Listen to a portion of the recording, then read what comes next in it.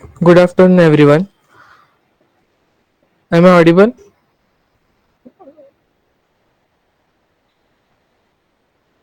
Okay. So let's start with the session. आजचा career guidance session 2 आहे. जसं आपण लास्ट टाइम बघितलेलं की ब्रांच सगळ्या ब्रांच बद्दल ओव्हर आणि दरेक ब्रांचमध्ये काय काय त्यांचे प्लस पॉईंट्स आहेत, ॲडव्हान्टेजेस, डिसॲडव्हान्टेजेस, परत त्यांचा सिलेबस काय आहे, या सगळ्याचं आपण इन्फॉर्मेशन घेतलेलं. आता यावेळेस कॉलेज रिलेटेड जे जे इश्यूज आहेत किंवा जे लास्ट सेशनमध्ये मुलांनी डाऊट विचारलेले ते क्लिअर होतील. तर क्वेश्चन असा स्टार्ट होतो की गव्हर्नमेंट कॉलेज घ्यायचं की प्रायव्हेट कॉलेज. खूप मुलांना असा हा डाऊट असतो की कुठलं कॉलेज नक्की घेतलं पाहिजे. आता ब्रांचचं तर ठीक आहे, तुम्ही तुमच्या तऱ्हेने करू शकता की ब्रांच कुठली घ्यायची. पण कॉलेजसाठी तुम्हाला बेसिक नॉलेज पाहिजे की नक्की या 2 कॉलेजेसमध्ये फरक काय असतो? गव्हर्नमेंट कॉलेज का लोकं प्रिफर करतात काही? तर त्यासाठी मी एक हा तुमच्यासाठी बनवलाय, जिथं ॲडव्हांटेजेस आणि डिसॲडव्हांटेजेस दोन्ही पण लिहिलेले आहेत, गव्हर्नमेंट कॉलेज आणि प्रायव्हेट कॉलेजेसचे. तर पहिलं तर गव्हर्नमेंट कॉलेजेसमध्ये जसं तुम्हाला माहिती असेल की फीज कमी असते. दोन्ही पण म्हणजे हॉस्टेलची अकोमोडेशनची पण फी आणि प्लस जी कॉलेजची फी असती, त्यात सुद्धा तुम्हाला सूट मिळते. तर हा एक प्लस पॉइंट झाला यांचा, की लो हॉस्टेल फीज असणार इकडे. आणि तसंच प्रायव्हेट कॉलेजमध्ये हॉस्टेलचं अकोमोडेशन खूप जास्ती असतं. जसं तुम्ही पुण्यात जर बघितलं, तर 40-40, 50-50 हजाराच्या वरती हॉस्टेल अकोमोडेशन्सच असतात फक्त प्रायव्हेट कॉलेजेसचे. व्हेअरएज जर गव्हर्नमेंट कॉलेजेसमध्ये गेला तुम्ही, तर तुम्हाला कमी फीस द्यायला लागणार. सो तुमच्या फायनान्शियल कंडिशन्सनुसार तुम्ही तसं बघू शकता, की कुठलं कॉलेज तुम्हाला चांगलं ॲडव्हांटेजेस आहे. त्यानंतर इन्फ्रास्ट्रक्चरचं बोलायला गेलं, तर असं नाही की सगळ्याच गव्हर्नमेंट कॉलेजेसचं इन्फ्रास्ट्रक्चर बेस्ट असतं. काही टॉप कॉलेजेस गव्हर्नमेंटचे आहेत सी-ई-टीच्या अंडर, ज्यांचंच इन्फ्रास्ट्रक्चर जे आहे ते चांगलं आहे. बाकीचे जे कॉलेजेस आहेत ना, त्यांचे एवढं नाही चांगलं, म्हणजे जे लेव्हलच्या त्यांचा कट ऑफ जातात किंवा ज्या लेव्हलचं त्यांचे एक्स्पेक्टेशन असतात, ते मीट करत नाहीत तिथं. व्हेअरएज प्रायव्हेट कॉलेजेसमध्ये, कारण की ते प्रायव्हेट असतात, त्याच्यामुळे त्यांचा जो बजेट असतो तो इन्फ्रास्ट्रक्चरमध्ये ते टाकू शकतात आणि त्यामुळेच प्रायव्हेट कॉलेजेसचं इन्फ्रास्ट्रक्चर जे असतं, ते बेस्ट असतं. आणि त्यानंतर एक्सपिरियन्स अँड क्वालिफाईड फॅकल्टीज नेहमी गव्हर्नमेंट कॉलेजेसमध्ये जास्ती बघितल्या जातात. कारण की जे प्रायव्हेट कॉलेजेसमध्ये असतात तिथं जास्ती इंटेक असल्यामुळे जास्ती टीचर्सची गरज पडते आणि म्हणून ते कट डाऊन करण्यासाठी फीजसाठी ते लेस एक्सपिरियन्स जे फॅकल्टीज असतात किंवा जे यंग यंग टीचर्स असतात ते हायर करतात आणि त्याच्यामुळे जे स्टुडंट्सचे जे कोर कॉन्सेप्ट बिल्डअप होत असतात, ज्या ह्या 3 इयर्समध्ये, ते पुढे त्यांचे अफेक्ट होऊ शकतात थोड्या लेव्हलला. पण मोस्टली बघितलं गेलं की गव्हर्नमेंट कॉलेजेसमध्ये हायली एक्सपिरियन्स फॅकल्टीज असतात.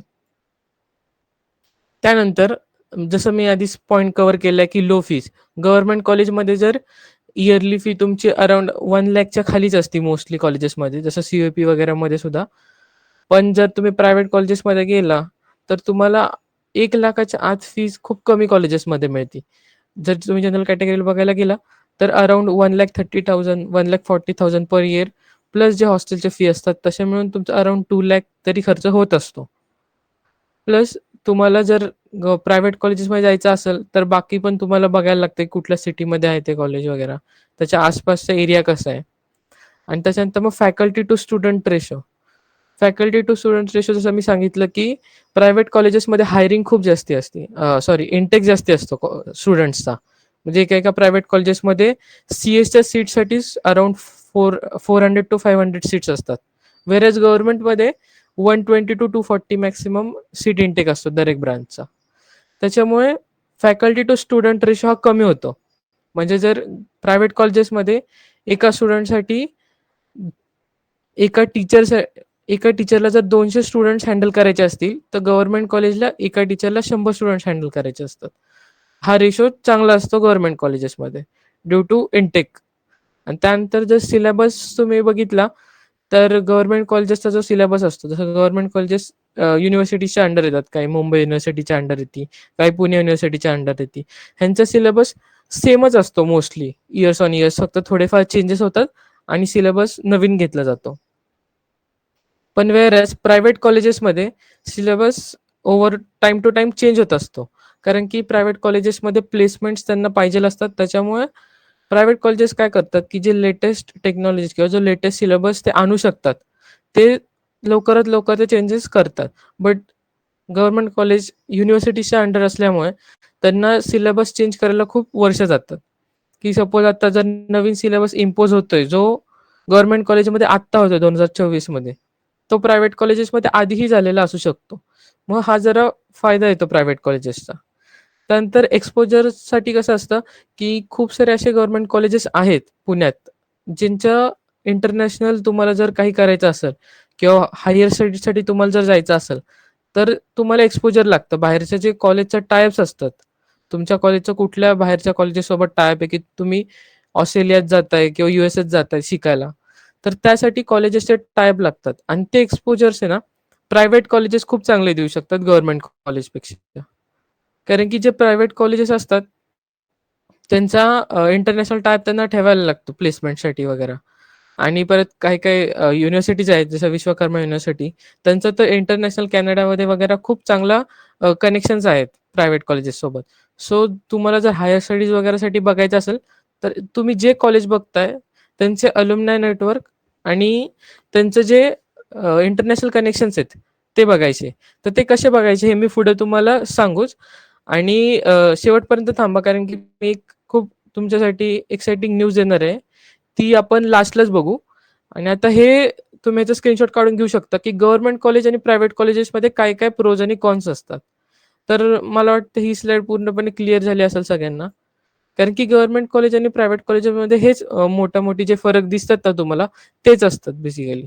आणि बाकी कॉलेज टू कॉलेज डिपेंड करतं. तुम्ही असं डायरेक्ट हे पॉइंट्स घेऊन म्हणू नाही शकत, की ठीक आहे सगळ्याच गव्हर्नमेंट कॉलेजेसचं चांगलं इन्फ्रास्ट्रक्चर असतं किंवा लो हॉस्टेल फीज असतात. काही-काही कॉलेजेस एक्सेप्शन असतात. तर पुढे आता ऑटोनॉमस आणि नॉन ऑटोनॉमस. तर 2 प्रकारच्या कॉलेजेस असतात. एक जे युनिव्हर्सिटी अंडर असतं आणि दुसरं म्हणजे ज्यांची स्वतःची युनिव्हर्सिटी असते. तर ज्यांची स्वतःची युनिव्हर्सिटी असते त्यांना मोस्टली ऑटोनॉमस कॉलेजेस म्हणतात, की ते स्वतः वेल एस्टॅब्लिश कॉलेज आहेत. त्यांना ऑटोनॉमस ही टर्म दिली जाते, कारण की सगळं त्यांचं जे ओव्हरऑल मॅनेजमेंट असतं, ते पूर्णपणे इन कॉलेज बघितलं जातं. कुठल्याही प्रकारचा एक्सटर्नल युनिव्हर्सिटीचा इन्फ्लुअन्स नसतो त्यात. व्हेअरएज नॉन ऑटोनॉमस कॉलेजेसमध्ये युनिव्हर्सिटी थ्रू एक्झाम कंडक्ट केली जाते. जसं तुम्ही ऐकलं असाल सावित्रीबाई फुले युनिव्हर्सिटी म्हणजे एस-पी-पी-यू किंवा मुंबई युनिव्हर्सिटी एम-यू. तर ह्या सगळ्या युनिव्हर्सिटीज काय आहेत? तर ह्या गव्हर्निंग बॉडीज आहेत, ज्या खूप सारे इंजिनिअरिंग कॉलेजेस आता पुण्यातले मोस्टली अराउंड 150च्या आसपास कॉलेजेस आहेत, ते सगळे एस-पी-पी-यूच्या अंडर येतात. म्हणजे पुणे युनिव्हर्सिटीच्या अंडर येतात. तर आता पुणे युनिव्हर्सिटी काय करते, की त्यांची ती एक गव्हर्निंग बॉडी आहे. ती एक्झाम्स कंडक्ट करते या कॉलेजेसमध्ये. मग सगळं ते एक्झाम मॅनेजमेंट असते, सगळा सिलेबस जो असतो, सगळा एस-पी-पी-यूनी डिसाईड केलेला सिलेबस असतो. सगळे रूल्स अँड रेग्युलेशन्स, सगळे गाईडलाईन्स जे असतात, सगळे एस-पी-पी-यू थ्रू येतात. म्हणजे युनिव्हर्सिटी थ्रू कॉलेजला गाईडलाईन्स फॉलो करायला लागतात. आणि ह्याच्यामुळे डिफरन्सेसमध्ये काय येतं, की ऑटोनॉमस कॉलेजेसमध्ये जे एक्झाम प्रेशर असतं, ते कमी असतं. आता तुम्ही म्हणसाल का? तर युनिव्हर्सिटीकडनं काही गाईडलाईन्स आलेल्या असतात, की मुलगा जर सपोज एक स्टुडंट आहे, त्याला 70 पैकी 28 मार्क्स पडलेच पाहिजे, नाहीतर मग त्याला बॅक लागणार किंवा त्याला केटी लागणार. सो हे सगळे युनिव्हर्सिटीचे हार्ड अँड फास्ट रूल्स असतात, की तुम्ही त्याला डिनाय नाही करू शकत आणि तुम्ही युनिव्हर्सिटीला हे पण नाही करू शकत, की चॅलेंज नाही करू शकत तुम्ही त्या ह्याच्यावर. कारण की ते युनिव्हर्सिटीचे रूल आहे आणि तुम्ही त्या कॉलेजमध्ये येता त्याच्यामुळे. बट जर तुम्ही आता एखाद्या सब्जेक्टमध्ये फेल झाले आणि ते ऑटोनॉमस कॉलेज आहे, तर एक री एक्झामची सिस्टम असते दरेक कॉलेजेसमध्ये ऑटोनॉमसमध्ये, की 7-8 दिवसांना री एक्झाम दिली जाते आणि त्यात बघितलं जातं. जर त्यात तुम्ही पास झाला, तर तुम्हाला बॅक किंवा केटी लागत नाही. जे युनिव्हर्सिटीली मॅनेज्ड कॉलेजेस असतात, त्याच्यात असं काही ऑप्शन नसतं. जे तुम्हाला जर एखाद्या सब्जेक्टमध्ये जर पासिंग मार्क्स नसतील, तर तुम्ही तिथे बॅक लागणं हे कन्फर्मच आहे. त्याच्यामुळे एक्झाम प्रेशर नॉन ऑटोनॉमस म्हणजे जे युनिव्हर्सिटीली मॅनेज्ड कॉलेजेस असतात, तिथं जास्ती असतं आणि इकडे कमी असतं. त्यानंतर सिलेबसमध्ये ऑटोनॉमसमध्ये कमी असतो सिलेबस. कमी इन द सेन्स कुठल्या रिस्पेक्टमध्ये बोलतोय मी, की जर आता तुम्ही बघितलं, जर युनिव्हर्सिटीली मॅनेज सिलेबस जे असतात, एस-पी-पी-यू सपोज, तर त्यात काही असे सब्जेक्ट्स असतात, जे तुमच्या कोर ब्रांचशी रिलेटेड पण नाही आहेत. जसं आता तुम्ही जर एखाद्या सी-एस रिलेटेड ब्रांचमध्ये आहात किंवा तुम्ही एखाद्या मेकॅनिकल रिलेटेड ब्रांचमध्ये आहात, तर जितके पण ब्रांचेस आहेत ना, सगळ्या ब्रांचेसला सेम सिलेबस असतो फर्स्ट इयरला. सो जर एखादा मेकॅनिकलचा स्टुडंट आहे आणि त्याला कोडिंग नसेल करायची, तरी सुद्धा त्याला कोडिंग करायला लागते. त्याला सुद्धा इलेक्ट्रिकलचे कोर कॉन्सेप्टचे जे बेसिक इलेक्ट्रिकल इंजिनिअरिंग हा सब्जेक्ट आहे, हा करायला लागतो अंडर SPPU गाईडलाईन्स. सो त्याच्यात काय होतं, जे मेन सब्जेक्ट्स आहेत. आता तुम्ही सपोज CS ला आहे, तर CS ला तुम्हाला मेन सब्जेक्ट्स काय येणार? Coding related, data science, data structures, DSA वगैरे हे सगळे. पण तुम्हाला ह्याच्याऐवजी फर्स्ट इयरला तुम्हाला मॅथ्स, BEE आणि electrical engineering, electronic engineering, mechanics हे सगळे सब्जेक्ट शिकायला लागतात. व्हेअरएज ऑटोनॉमस कॉलेजेसमध्ये फर्स्ट इयरपासूनच कोडिंग रिलेटेड किंवा जे कोर तुमचं ब्रांच आहे त्याच्या रिलेटेड सब्जेक्ट स्टार्ट होतात. हे मी तुम्हाला नंतर पुढे सिलेबस मी 2 कॉलेजेसचा काढलाय, त्यात डिफरन्शिएट करून दाखवलंच. तरी मी इथं हा पॉइंट ॲड केलाय. त्यानंतर अटेंडन्स.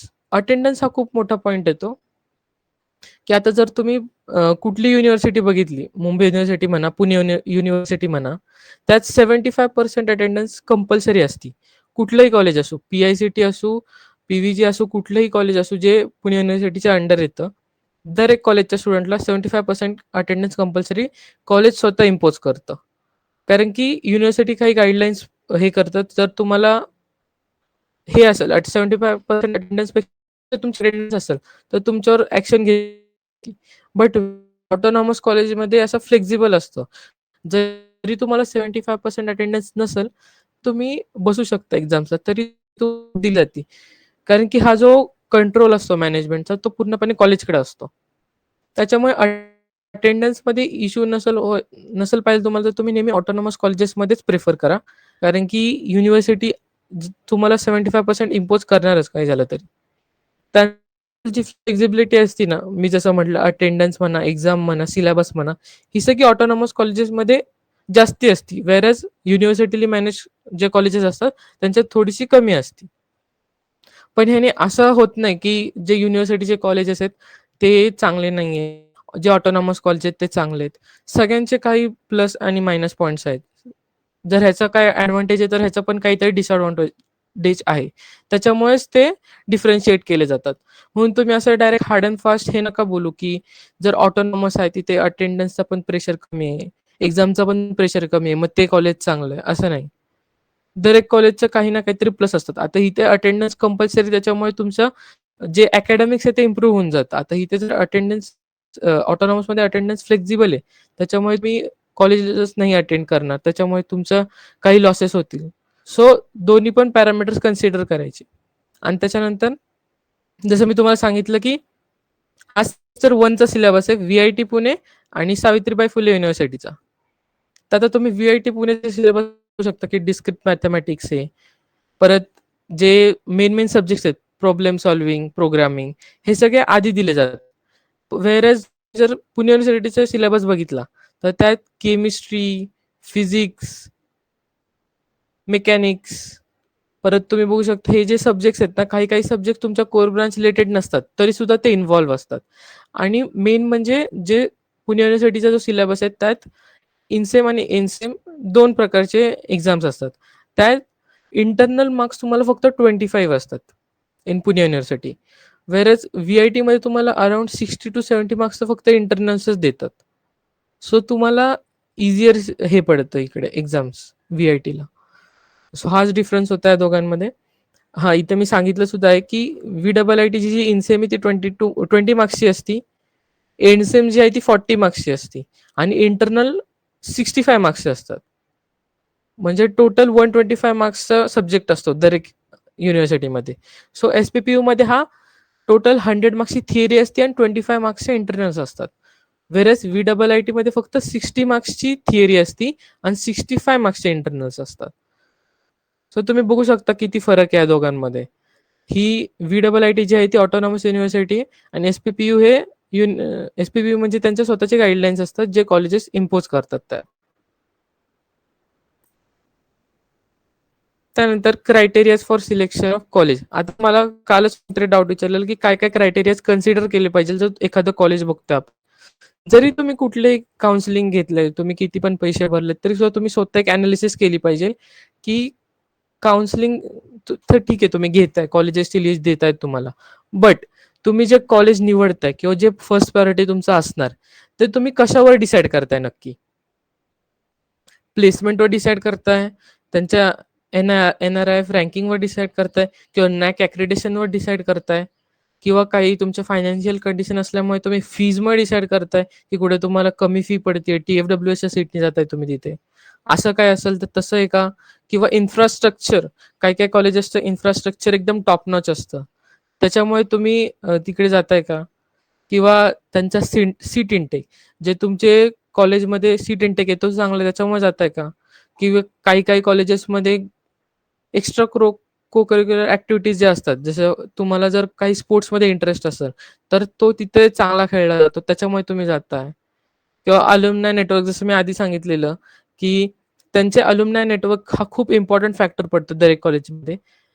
त्याच्यामुळे तुम्ही जाताय किंवा तुमच्या जवळ आहे कॉलेज, ईज ऑफ ट्रान्सपोर्टेशन. हे सगळे फॅक्टर्स एकत्र आले ना, हे सगळे क्रायटेरियाज, किती क्रायटेरियाज मेन्शन केलेत मी? 10 क्रायटेरियाज. हे 10 क्रायटेरियाज एकत्र आल्यानंतर तुम्ही जो एक आउटपुट किंवा एक कॉलेज डिसाईड करता ना, ते खरं तुमचं सिलेक्शन ऑफ क्रायटेरिया पाहिजे. कारण की एखादं जर कॉलेज तुम्ही नुसतंच प्लेसमेंट चांगलं आहे त्याच्यात आणि नंतर तुम्ही नंतर गेल्यावर तुम्हाला कळलं, की नाही बाबा प्लेसमेंट पण फक्त मॅटर नाही करत. ह्यांचं अल्युमनाय नेटवर्कच चांगलं नाहीये. ह्यांच्या फीजेस खूप हाय आहेत. रिटर्न ऑन इन्व्हेस्टमेंट रेशो खूप कमी आहे. सो हे सगळे तुम्हाला नंतर नको कळू किंवा नंतर तुम्हाला याचा पश्चाताप नको होऊ. त्यासाठी we have to consider this criterias early on. आता तुमच्याकडे टाईम आहे. तुम्ही जर आता बघितला, तर तुमचा 10 जूनला रिझल्ट लागणार आहे, राइट? त्याच्या आधीच तुमच्याकडे 4 दिवस आहेत आणि त्याच्यानंतर सुद्धा काउन्सिलिंग प्रोसेसमध्ये तुम्हाला अराउंड 15 टू 20 डेज असतात. सो ह्या सगळ्या डेजमध्ये तुम्ही करणार काय? तर हे सगळे जे क्रायटेरियाज मी इथे लिहिलेत, त्याच्यावर विचार करायचा. आणि मी आत्ता सांगणार सुद्धा कसं कॉलेजचं सिलेक्शन करायचं. कसं तुम्हाला बघायचं की एखाद्या कॉलेजचं अल्युमनाय नेटवर्क आहे का नाही. तर मी आता पहिलं तर प्लेसमेंटच्या क्रायटेरियाने जाऊ. तर मी हा जो ग्राफ काढलाय, इथे काय काढलाय की हायेस्ट प्लेसमेंट एखादं कॉलेज जेव्हा प्रमोट करतं, तेव्हा तो काय प्रमोट करतो की आमचं हायेस्ट प्लेसमेंट 20 लॅक्स आहे. बट हायेस्ट प्लेसमेंट 20 लॅक्स आहे. ह्याचा अर्थ असा नाही की सगळ्यांना 20 लॅक्स मिळणार. ह्याचा अर्थ असा होतो की 1-2 मुलं असतात, ज्यांना 20 लॅक्सचं पॅकेज लागतं. आणि मीडियन किंवा ॲव्हरेज हे असं असतात, जे तुम्ही ॲक्चुअल कन्सिडर केलं पाहिजे. जेव्हा तुम्ही कॉलेजचा जर क्रायटेरिया आहे ना, तर त्या कॉलेजचं ॲव्हरेज पॅकेज किती आहे, हे डिसाईड करतं की त्याचे किती चांगले प्लेसमेंट आहे. कारण की हायेस्ट एखादी कंपनी आली, एखाद्या वेळेस त्यांच्याकडे Google आणि त्यांना 44 LPAचं पॅकेज गेलं.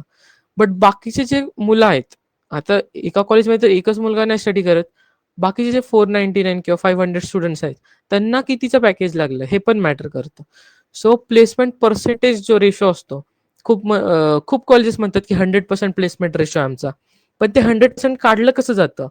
की आता सपोज तुम्हाला माहिती असेल की SGPA असतो. तो SGPA किंवा CGPA एखादा हे केला जातो, कट ऑफ काढला जातो, की 9 जीपीएवाल्या 9 जीपीएच्या पुढे जे मुलं आहेत, त्यांनाच फक्त प्लेसमेंटला बसता येईल. मग आता जर बसलेच मुलं 500 पैकी 70-80 आहेत, तर त्यांचा प्लेसमेंट रेशो असणारच ऑफकोर्स 100. कारण की 70 टू 80 स्टुडंट्सची प्लेसमेंट अशीही असती. बट तो ॲक्चुअल प्लेसमेंट रेशो झाला का? नाही. तर ह्या सगळ्या गोष्टी तुम्हाला बघायला लागतात आणि त्यानंतर मेस आणि हॉस्टेल आणि कॉलेजेसच्या फी ज्या असतात ना, त्या तुम्ही बघायच्या. आता ह्या बघायच्या कुठं? तर आता मी COEPची इथं टाकली आहे. तर कुठलंही कॉलेज तुम्ही जर सर्च करता सपोज COEP, तर त्या COEPच्या वेबसाईटवर जाऊन त्यांचं एक सेक्शन असतं फीजचं. त्या फीजच्या सेक्शनवर जाऊन तुम्ही स्वतः बघायचं, की तुमच्या कॅटेगरीनुसार किती फी पडतीये. तर आता इथे लिहिले ओपन कॅटेगरीसाठी 1,33,000 पडतीये. SC कॅटेगरीसाठी 3,998 पडतीये. तर ह्या सगळ्या ज्या गोष्टी आहेत ना, ह्या सगळ्या इम्पोर्टंट आहेत. कारण की सेल्फ एनालिसिस जी असते ना, ती सगळ्यात बेस्ट एनालिसिस असते. तुम्ही स्वतः बघितल्याशिवाय तुम्हाला कळणार नाहीत गोष्टी. आणि परत कॉन्टॅक्ट इन्फॉर्मेशन सुद्धा असतो तिथं कॉलेजेसचं. जर तुम्हाला काही कळत नसेल वेबसाईटवर, तर कॉलेजला स्ट्रेट कॉल करायचा आणि ते सगळं इन्फॉर्मेशन देतात. त्याच्यानंतर सीट इनटेक कुठं बघणार? तर वेबसाईट आहे ती एक आपली CETची. ही जी CETची वेबसाईट ही मागच्या वर्षीची आहे, FE 2023. आता ती FE 2020-24.mahacet.org असणार. तिथे एक लिस्ट ऑफ इनटेक येईल. तर अजून आला नाही आय थिंक. पण थोड्या दिवसांनी जेव्हा ॲडमिशन काउन्सिलिंग प्रोसेस चालू होईल, तेव्हा ही अशी एक वेबसाईट असती. त्याच्यावर सगळं मेन जे डेटा असतो तो सगळा दिला जातो. त्याच्यावर जो कॉलेजेसचा इंटेक येतो इथं मेन्शन केला जातो दरेक कॉलेजेसचा. सो इथं first government college of Amravati, त्याला 390चा इंटेक, हे सगळे इंटेक्स इथे लिहिलेले आहेत. सो हे तुम्ही बघू शकता तिथे जाऊन. तर आता तुम्ही म्हणसाल मला जर एखाद्या कॉलेजमध्ये जायचं, त्याचं अल्युमनाय नेटवर्क किंवा त्यांचे जे प्रिव्हियसली पास स्टुडंट्स आहेत त्यांचं कसं बघायचं. तर आय थिंक तुम्हाला कोरा आणि लिंक्डइन माहितीच असेल. लिंक्डइन नाही तर कोरा तर माहितीच असेल, सर्च इंजिन असते ती एक. तिथे तुम्ही क्वेश्चन सर्च करू शकता. तर तिथे कोरावर जा, तुम्ही एकदा व्हिजिट करा आणि ज्या कॉलेजचं नाव आहे सपोज सीओईपी, तर सीओईपी आणि प्लस अल्युमनाय लिहा. तिथे सगळे सीओईपीचे अल्युमनाय दिसतील तुम्हाला आणि त्यांचे जे रिव्ह्यूज असतात ते सगळे कॉलेज रिलेटेड रिव्ह्यूज तुम्हाला तिथे दिसतील. परत लिंक्डइनवर एक बेस्ट प्लॅटफॉर्म आहे अल्युमनाय सर्च करण्यासाठी. तुम्ही हे सगळे एक्सप्लोर करू शकता. आणि त्याच्यानंतर आय थिंक ही स्लाइड झालेली आहे. त्यानंतर मी तुम्हाला सांगत होतो की जे अल्युमनायज जे असतात ना, ते का इम्पॉर्टंट रोल प्ले करतात. कारण अल्युमनाय हे ऍक्च्युअल इमेज ऑफ कॉलेज असतात. की आता तुम्ही जर एखाद्या मुलाला विचारलं जो फर्स्ट इयरमध्ये कॉलेजच्या, त्याला एवढं माहिती नसणार कॉलेजबद्दल. बट जो पास आउट झाला त्याला ए टू झेड नॉलेज असणार की त्यांनी जे जे एक्सपिरियन्स केले त्याच्या कॉलेज जर्नीमध्ये. So the best thing you can do is ask an alumni about the college.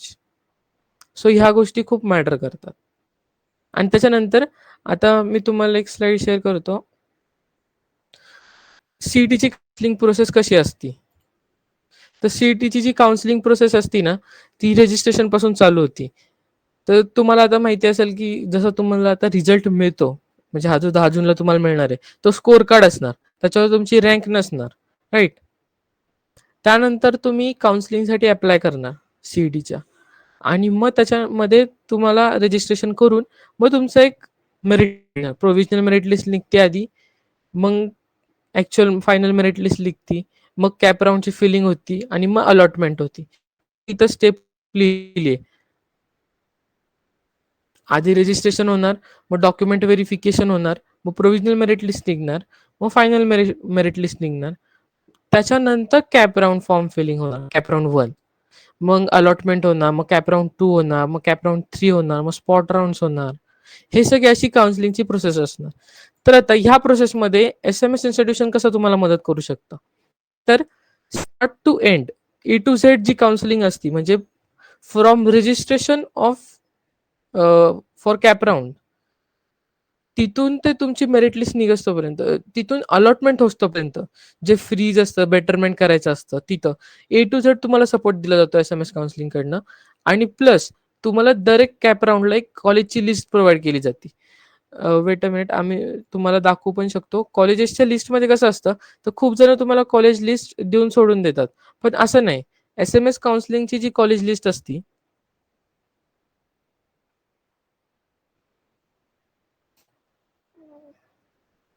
मी तुम्हाला शेअर करतो कॉलेजची लिस्ट, मग मला दाखवता येईल तुम्हाला.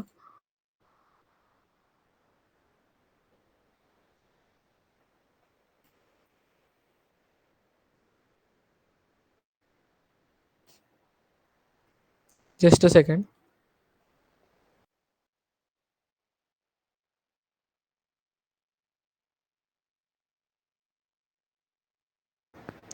हॅलो. कॉलेजची लिस्ट विजिबल आहे का.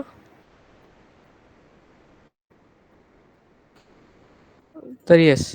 तर अशी कॉलेजची लिस्ट असते, सॅम्पल आहे की आम्ही काय काय डिटेल्स घेतो. तर तुमचं नाव, कॅटेगरी, तुमची जी होम युनिव्हर्सिटी आहे. तर होम युनिव्हर्सिटी म्हणजे खूप जण माहिती नसतं काय. तर तुम्ही जर पुण्यात शिकत असाल तर तुम्ही mostly Pune university home university असते. पण जर तुम्हाला नाशिक जायचं असेल तर 2 प्रकारचे कट ऑफ असतात. एक अदर दॅन होम युनिव्हर्सिटी ओएचयू आणि एक एचयू. तर तुम्ही ओएचयू कट ऑफनी जाणार त्या कॉलेजमध्ये. एखाद्या कॉलेजचा ओएचयू कट ऑफ जास्ती असतो एचयू कॉलेजपेक्षा. पण ह्या गोष्टी तुम्हाला सांगितल्या नाही जात कधी.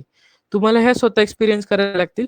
म्हणून एस एम एस इन्स्टिट्यूशन मदत करतो तुम्हाला, कारण की ह्या ज्या गोष्टी आहेत ना, ह्या एक्सपिरियन्सने कळतात. आणि आमचा आता खूप वर्षांचा काउन्सिलिंगचा एक्सपिरियन्स आहे. खूप सारे एक्सपिरियन्स काउन्सिलर्स पुण्यातले आपल्यासोबत आहेत. त्याच्यामुळे आपल्याला काही गोष्टी सांगता येतात तुम्हाला, आणि त्याच्यामुळेच मी हा सेशन सुद्धा घेतलेला होता. तर जसं तुम्ही बघू शकता, पर्सेंट काय काय गोष्टी घेतल्या जातात तुमच्याकडनं. 4 गोष्टी घेतल्या जातात. कॅटेगरी, तुम्हाला किती पर्सेंट किंवा मेरिट जो मिळाला तो आता तुम्हाला 10 जूनला पर्सेंटाईल कळणार. मेरिट कळायला तुम्हाला वेळ लागणार. So merit. त्यानंतर तिसरी गोष्ट म्हणजे तुमची कुठली प्रिफर्ड ब्रांच आहे, की तुम्हाला CSIT मध्ये जायचं किंवा काय कायांना मेकॅनिकल करायचं असतं, काय कायांना सिव्हिल करायचं असतं. त्या गोष्टी विचारल्या जातील. आणि प्रिफर्ड सिटी, आता ह्या मुलाला ऑल ओव्हर महाराष्ट्र म्हणजे कुठलीही सिटी चालत होती. पण काय कायांना नुसतं पुण्यात शिकायला जायचं असतं, काय कायांना नुसतं मुंबईत शिकायला जायचं असतं. पण मुलांना माहिती नसतं की तिथं कशा गोष्टी वर्क करतात आणि त्याचे कॉन्टॅक्ट डिटेल्स घेतले जातात. तर त्यानंतर काय केलं जातं की एक अशी कॉलेजची लिस्ट डेव्हलप केली जाते.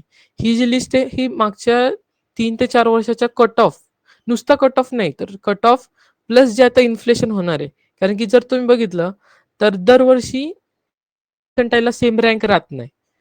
जर 2022 मध्ये 96 पर्सेंटाईलला 5000 रँक येत असेल, तर 2023 मध्ये तोच रँक त्याच रँक 98 पर्सेंटाईल लागत असते आणि ह्या वर्षी त्याच 98.5 पर्सेंटाईल लागत असतील.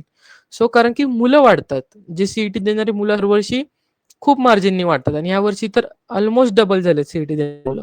सो त्याच्यामुळे रँक खूप डिफर करतो आणि ह्याचमुळे जी तुम्हाला एक लिस्ट दिली जाते ती प्रोव्हिजनल असते आणि त्यानंतर सगळे रँक्स आल्यानंतर जी प्रेडिक्टेड पर्सेंटाईलची जी प्रेडिक्टेड कॉलेज लिस्ट असती ती तुम्हाला दिली जाते. कॅप 1च्या वेळेस पण दिली जाते आणि कॅप 2च्या वेळेस पण दिली जाते. तर कसं असतं, तुम्हाला कॉलेज लिस्टमध्ये काय-काय मिळणार? कॉलेजचं नाव, त्याचं स्टेटस. स्टेटस म्हणजे काय? की ते मायनॉरिटी कॉलेज आहे, ऑटोनॉमस आहे, गव्हर्नमेंट आहे, अनएडेड. अनएडेडमध्ये नॉर्मल कॉलेज आहे, नॉन ऑटोनॉमस आणि अनएडेड त्यानंतर मग परत रिलिजनल मायनॉरिटीचं कॉलेज आहे किंवा कुठलेही जे टाइप्स ऑफ कॉलेजेस असतात, युनिव्हर्सिटीली मॅनेज्ड आहे, ते स्टेटस प्लस कोड. आता कोड हा का मॅटर करतो? तर हा कोड तुम्हाला जेव्हा तुम्ही ऑप्शन फॉर्म भरत असता ॲक्चुअल सीईटीचा, तेव्हा हा कोड खूप मॅटर करतो. हा कोड तुम्हाला दिला जातो आणि अशाचा असा तुम्हाला कोड तिथं पेस्ट करायचा असतो. त्यांनी कन्फ्युजन क्लिअर होतं. कारण की गव्हर्नमेंट कॉलेज कराड पण आहे, गव्हर्नमेंट कॉलेज अमरावती पण आहे. तर तुम्हाला कन्फ्युजन नको होऊ, की कुठलं गव्हर्नमेंट कॉलेज किंवा आता विश्वकर्माचेच 2 कॉलेजेस आहेत. तर ह्या 2 कॉलेजमधलं तुम्हाला कुठला लागणार आहे? तर ह्यासाठी हा कोड दिला जातो आणि त्यानंतर कुठल्या रँकला हा दिला जातो. आता ह्याचा रँक जो होता 7800 होता.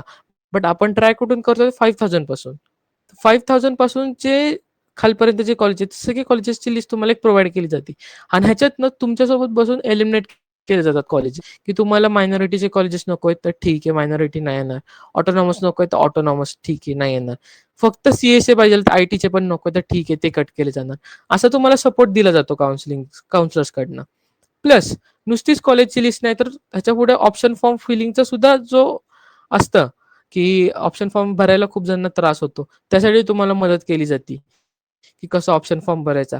खूप जणांना डॉक्युमेंट्स माहिती नसतात, की सपोज ते एस-सी कॅटेगरीचे तर त्यांना कुठले डॉक्युमेंट्स भरायचे ते माहिती नसतात. EWS आहे किंवा दुसरंही कुठले ओबीसीचे नॉन क्रिमिनल सर्टिफिकेट झालं. ह्या सगळ्यामध्ये तुम्हाला ए टू झेड हेल्प केली जाते. तर हे सगळं तुम्हाला ओव्हरऑल सपोर्ट दिला जातो काउन्सिलिंगकडनं.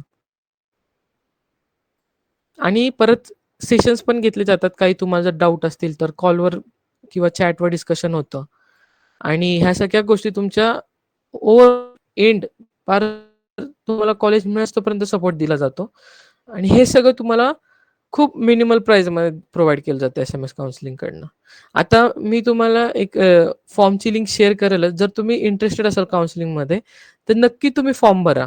कारण की आता तुम्ही जर काउन्सिलिंगमध्ये इन्व्हॉल्व झाला ना आमच्यासोबत, तर आत्ता फ्री डिस्काउंट सुद्धा आहे प्री ऑर्डरचा. त्यासोबतच तुम्हाला आत्तापासूनच काही सेशन्स घेतले जातील, की तुम्हाला काही डाऊट असतील, की काही गोष्टी क्लिअर आधी झालेल्या बऱ्या असतात. एक्झाम आय मीन रिझल्ट यायच्या आधी, की तुम्हाला काही डाऊट्स असतील कुठल्या कॉलेज रिलेटेड, सगळे डाऊट्स तुमचे क्लिअर केले जातील.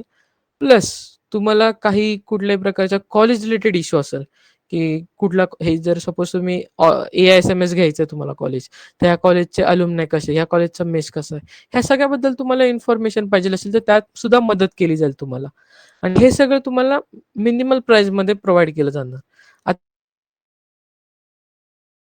तर तुम्ही नक्की फॉर्म भरा. त्याच्यावर तुमचे डिटेल्स भरायचे असतात आणि पेमेंट करायचं असतं आणि तिथे स्क्रीनशॉट काढायचा असतो. त्यानंतरच तुमचं कॉन्टॅक्ट केला जाईल. आता 10 जूनला रिझल्ट येणार. त्यानंतर तुमची एक प्रोव्हिजनल लिस्ट दिली जाईल. तुम्हाला जर कुठल्याही प्रकारचे डाउट्स असतील ते क्लिअर केले जातील आणि ओव्हरऑल काउन्सिलिंग सपोर्ट दिला जाईल तुम्हाला स्पॉट राउंडपर्यंत. काही मुलांना स्पॉट राउंडचा सुद्धा डाऊट असतो, की कसं करायचं? स्पॉट राउंडपर्यंत सुद्धा तुम्हाला सपोर्ट दिला जाईल आणि हे सगळं खूप मिनिमल कॉस्टिंगमध्ये दिले. तुम्ही जर बाहेर कॉम्पिटिटर्सला बघितलं तर 1000 to 1500 चार्ज करतायत जस्ट फॉर द काउन्सिलिंग. आणि आय थिंक त्याच्यामुळे खूप मुलं काउन्सिलिंग घेत नाहीत. म्हणतात की मी स्वतः करेल. पण नंतर प्रॉब्लेम असा होतो, की त्यांच्याकडनं काही चूक झाली त्यानंतर ती चुकीला माफी नसते. कारण की एकदा जर तुम्ही एखादा कॉलेज फ्रीज केलं, त्यानंतर काही झालं तरी तुम्हाला ते कॉलेज घ्यायलाच लागतं. तुम्ही दुसरं कॉलेज नाही घेऊ शकत. आणि जर तुम्ही चुकीचं कॉलेज फ्रीज केलं, तुमचं वर्ष वाया जाऊ शकतं. आणि मग हे सगळं मुलांना नंतर आठवतं, की मी काउन्सिलिंग घ्यायला पाहिजे होती. मी चुकून अकोडीचं डी-वाय पाटील घेतलं. मला पिंपरीचं डी-वाय पाटील पाहिलं होतं किंवा असं कुठले-कुठले जे डाउट्स असतात, हे सगळे नको होऊ द्या ह्या चुका. ह्याच्यासाठी काउन्सिलिंग प्रोव्हाईड केली जाते. तर मी तुमच्यासोबत आता फॉर्म शेअर करेल. तो नक्की फॉर्म भरा. बाकी कोणाला काही डाउट्स असतील तर तुम्ही विचारू शकता. त्यांना पण कॅप राउंड असतात का? जे कॉलेजेस सीईटीच्या अंडर येतात ना, काही कॉलेजेस नाही आहेत प्रायव्हेट जे सीईटीच्या अंडर असतात. जसं भारतीय विद्यापीठ जे कॉलेज आहे, वुमन्सचं जे कॉलेज आहे, ते सीईटीच्या अंडर आहे. पण जे भारतीय विद्यापीठ कॉलेज ऑफ इंजिनिअरिंग फॉर जे स्टुडंट्स मेल स्टुडंटसाठी आहे, ते वाला सीईटीच्या अंडर येत नाही. त्यांची प्रायव्हेट स्वतःची एक टेस्ट असते. परत सिम्बॉसिस हे कॉलेज तुम्हाला माहिती असेल, त्यांची सुद्धा एक सॅट नावाची एक्झाम असते. सो ते स्वतःचे एक्झाम्स कंडक्ट करतात. पण जे कॉलेजेस आहेत ना, सीईटीच्या अंडर येतात, त्याची एक लिस्ट असते कॉलेजेसची. कुठले कॉलेजेस सीईटीच्या अंडर येतात. एकदा तुम्ही त्या लिस्ट थ्रू गो थ्रू केलं ना, की तुम्हाला कळेल की कुठले कॉलेजेस नक्की येतात. एक मिनिट मी स्क्रीन शेअर करतो का. सो ही 2023 ची वेबसाईट आहे. इथे सगळे ऑप्शन असतात की इन्स्टिट्यूट वाईज जे कॉलेजेस असतात ना, जे सीईटीच्या अंडर येतात. लिस्ट ऑफ इन्स्टिट्यूट्स ही एक सीट येते. हे सगळे कॉलेजेस जे आहेत ना, हे सगळे कॉलेजेस सीईटी काउन्सिलिंगच्या अंडर येतात. अराउंड 300 कॉलेजेस जे महाराष्ट्रात आहेत, ते सगळे कॉलेजेस येतात मोस्टली. ह्या आणि वेबसाईट मला एक हे होतं की मी फूड टेक्नॉलॉजीचा कोर्स करणार आहे. तर कोणतं कॉलेज बेस्ट राहील त्याच्यासाठी? Food technology. हो. फूड टेक्नॉलॉजीचं ॲक्चुअली मला याबद्दल इन्फॉर्मेशन नाही आहे आत्ता. मी रिसर्च काउन्सिलरशी बोलेल आणि मग तुमच्याशी कॉन्टॅक्ट करेल. तुम्ही एकदा मेसेज करून ठेवता का? चालेल. हो, ठीक आहे, चालेल. कारण की मला याबद्दल काही इन्फॉर्मेशन नाही आहे. काउन्सिलर्सला नक्की विचारू आपण आणि त्याबद्दल डिस्कशन करू. बाकी काय डाउट्स होते का? नाही सर. ओके. सो तुम्हाला आता जर कळालं असेल तर असं एक सॅम्पल तुम्हाला मी ही प्रोव्हाईड करेल आणि ज्यांना कॉलेज लिस्ट आणि काउन्सिलिंगबद्दल इन्फॉर्मेशन पाहिजे असेल ते सरशी कॉन्टॅक्ट करू शकतात. आपले नंबर्स असतीलच तुमच्याकडे किंवा ग्रुपवर तुम्ही मेसेज करू शकता, काही डाऊट असेल तर. केमिकल इंजिनिअरिंगबद्दल साहिल लास्ट टाईमच सांगितलं गेलेलं आहे. तरी मी आय थिंक स्लाईड असेल माझ्याकडे तर मी तुला सांगू शकतो. तू लास्ट सेशनमध्ये नव्हता का?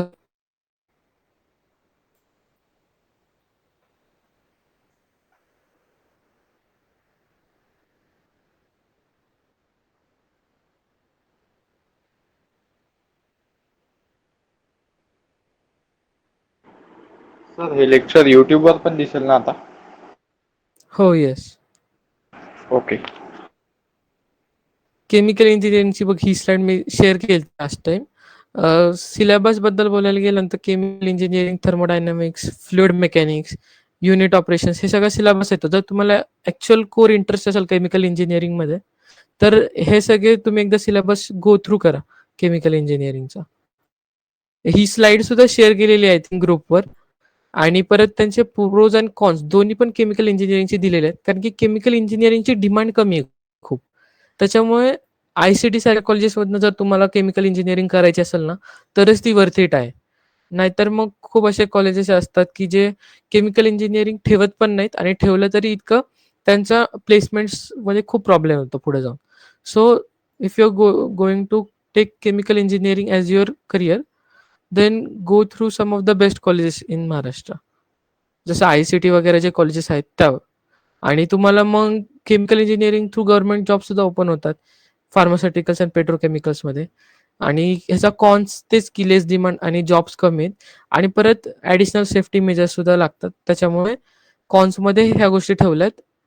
आणि प्रोजमध्ये अपॉर्च्युनिटीज मिळतात आणि थेरॉटिकल आणि प्रॅक्टिकल दोन्ही पण ऍस्पेक्ट कव्हर केले जातात केमिकल इंजिनिअरिंगमध्ये. त्याच्यामुळे पुढे जाऊन जर तुम्हाला काही ॲज अ केमिस्ट्री प्रोफेसर किंवा ॲज अ स्पेशलिस्ट काम करायचं असेल, केमिकल स्पेशलिस्ट, सो तुम्ही करू शकता कारण की तुम्हाला तेवढं थेरॉटिकल नॉलेज असतं. बाकी कोणाला काय डाऊट आहे? सर आजच्या स्लाइड्स पण शेअर करा ना. हो, नक्की. आजच्या स्लाईड सुद्धा शेअर केल्या जातील आणि सॅम्पल सुद्धा शेअर केला जाईल तुमच्यासोबत. आणि फॉर्म नक्की भरा तुम्ही. तुम्हाला काही डाऊट असेल तर तुम्ही विचारू शकता मला किंवा दुसऱ्या सरांना. काउन्सिलर सोबत आपण तुम्हाला कनेक्ट करून देऊ. Okay sir. चालतंय. आजचं सेशन आपण इथंच एंड करू. थँक यू आणि नक्की फॉर्म भरा. ठीक आहे.